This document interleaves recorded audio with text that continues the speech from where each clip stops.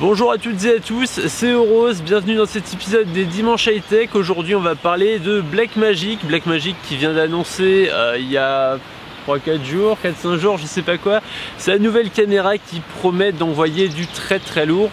Et aujourd'hui avec Volta on va faire un petit débriefing. Bonjour Volta. Ouais bonjour.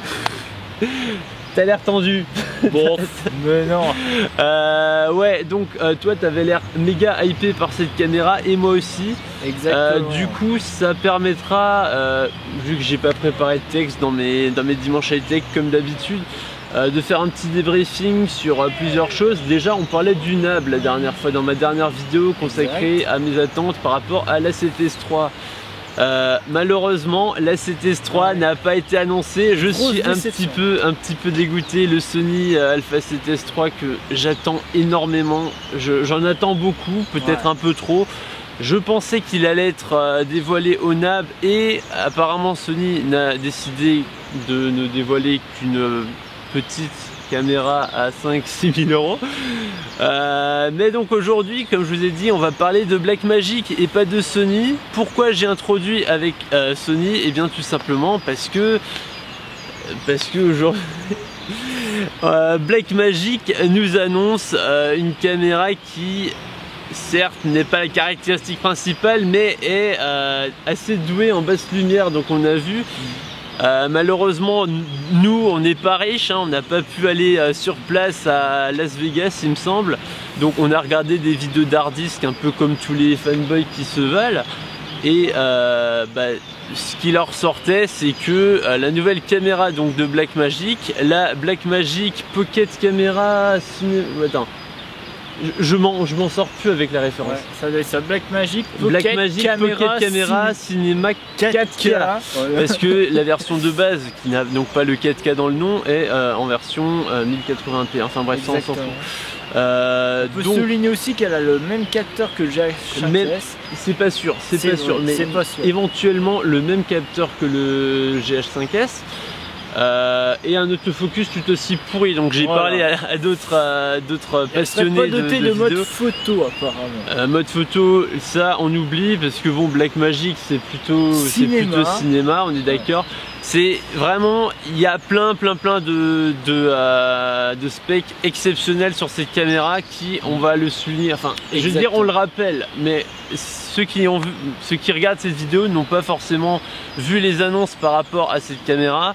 Cette vidéo là des Dimanches High Tech c'est plutôt un débriefing rapide, donc renseignez-vous un petit peu sur la caméra avant, mais je pense que ça vaut le coup, ça vaut largement le coup.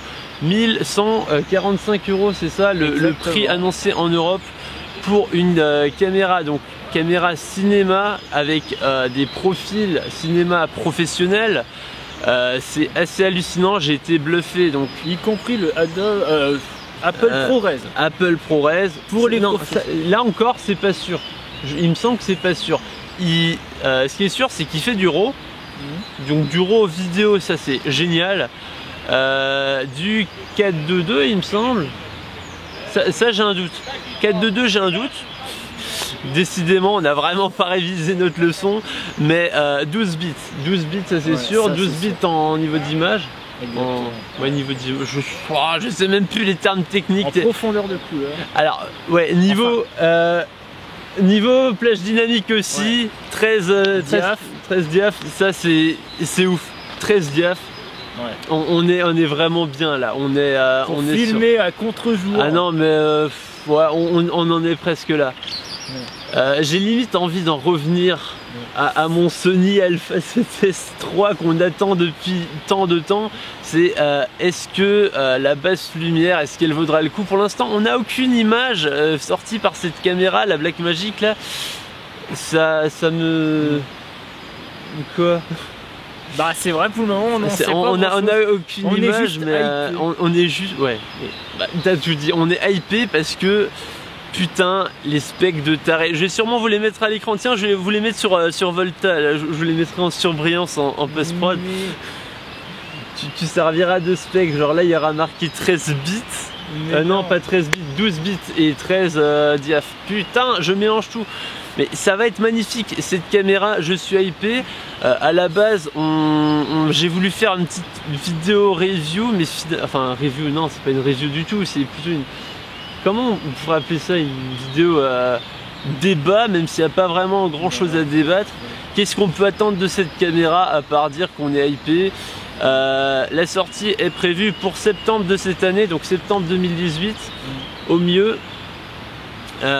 Donc la version présentée sur le NAB Show, c'était une version un peu caoutchouteux, hein, le truc. Et la version finale sera en carbone, exactement.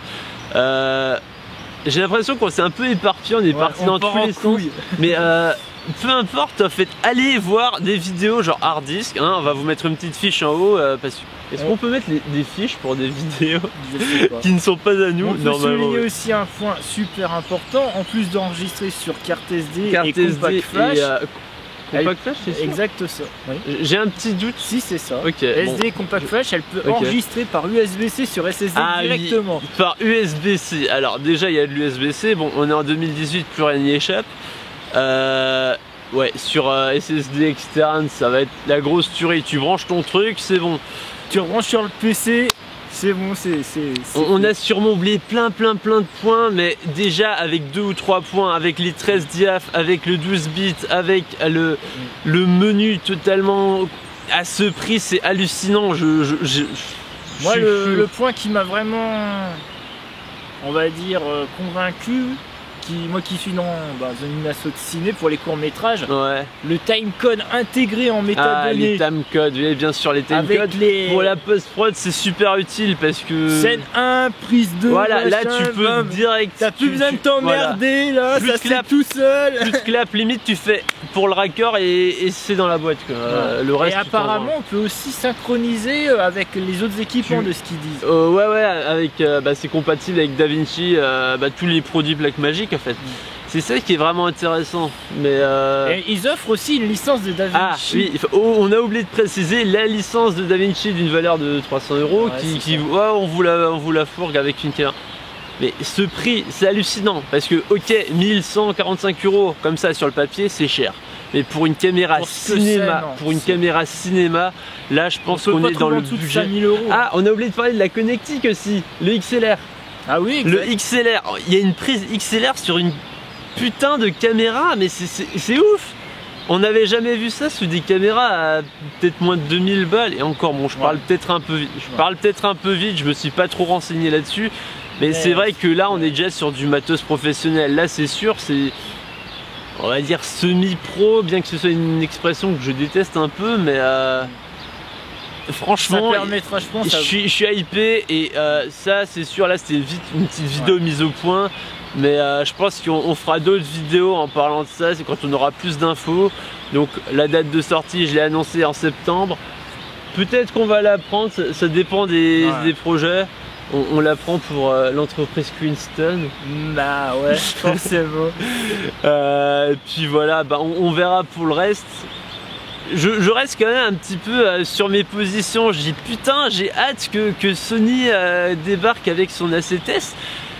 Et là, ça me met en panique d'un côté parce que ça commence à me faire hésiter. Je me dis, et si la Blackmagic était viable, et si la nouvelle caméra là était viable, et ça pose une autre problématique, mais qui ne nous concerne pas nous consommateurs, mais plutôt les entreprises. C'est que c'est tout bénef pour nous parce que là ça va mettre un grand coup de pied dans la fourmilière, pour reprendre une expression souvent utilisée par Notech. Notech, tu connais la chaîne Notech.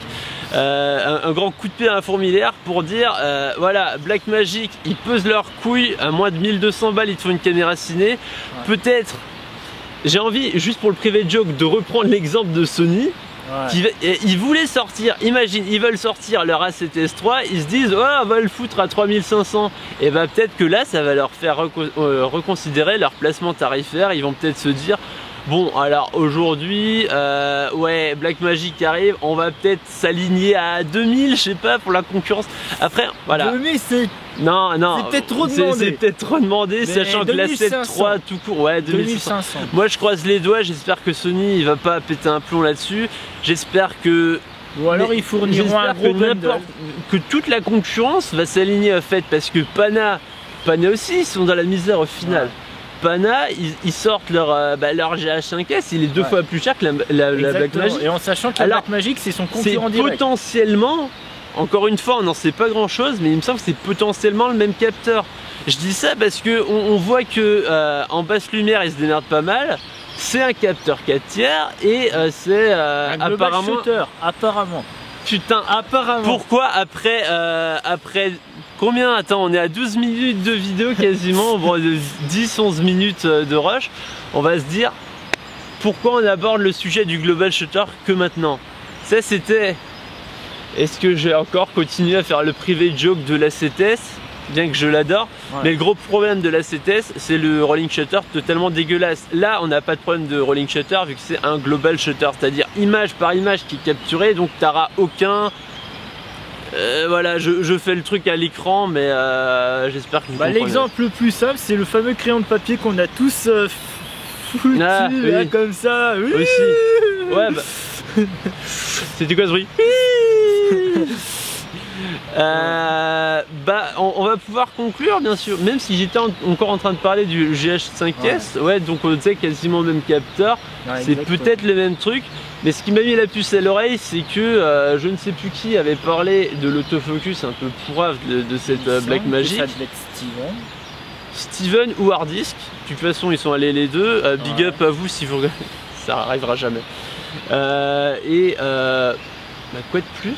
Je ne sais pas quoi dire de plus. Tout simplement que l'autofocus va peut-être être un peu problématique. Donc je disais, c'est ça qui m'a peut-être mis la puce à l'oreille.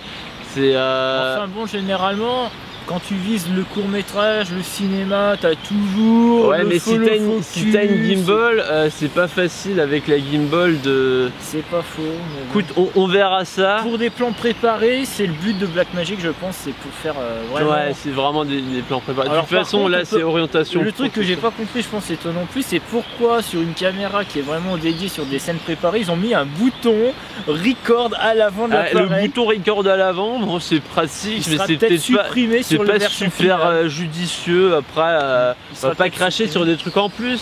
On pourrait cracher sur des trucs en moins, sauf que cette caméra n'a rien en moins.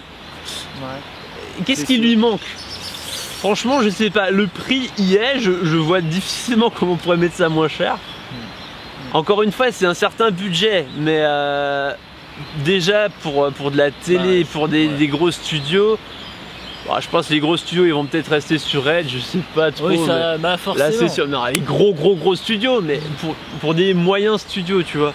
Mais bon, même pour de la télé, des petites web télé, des Red, ils vont pas prendre du Blackmagic. Non, bien sûr, mais pour une nouvelle start-up qui veut se lancer dans le multimédia, on pourrait penser un petit peu à des... Et je sens que il est bientôt l'heure que on va entendre l'église. Ouais. Bah, voilà l'église. Voilà, donc ce qui signifie qu'on a au moins 15 minutes de rush. On vous a un peu bassiné avec la longueur de cette vidéo. J'espère que cette vidéo vous a plu et bien sûr j'espère surtout qu'on va en reparler de cette caméra. On va pas en rester là, c'est comme la CTS, on va pas en rester là. Je veux reparler de ces modèles parce que c'est vraiment des caméras qui sont vraiment bluffantes. Elles ont toutes leurs spécificités et pour le coup, et la deuxième église, pour le coup, il faut en reparler. Il faut. Elles sont trop bien ces caméras. Exactement. On est hypé. Volta et moi, on est hypé. On espère qu'on en saura plus d'ici quelques temps. Qu'est-ce que je peux dire de plus? C'est peut-être un peu tôt pour annoncer qu'on pourrait éventuellement se faire une petite convention audiovisuelle. Celle de Cologne là, attends, je confonds toujours IBC et bref, on verra niveau budget et on continuera à alimenter la chaîne. Abonnez-vous si c'est pas déjà fait, n'oubliez pas la cloche. La cloche, l'église est là pour nous le rappeler. Bref, merci d'avoir regardé cette vidéo. À la prochaine, à un autre dimanche pour un nouvel épisode des Dimanches High Tech. Bye.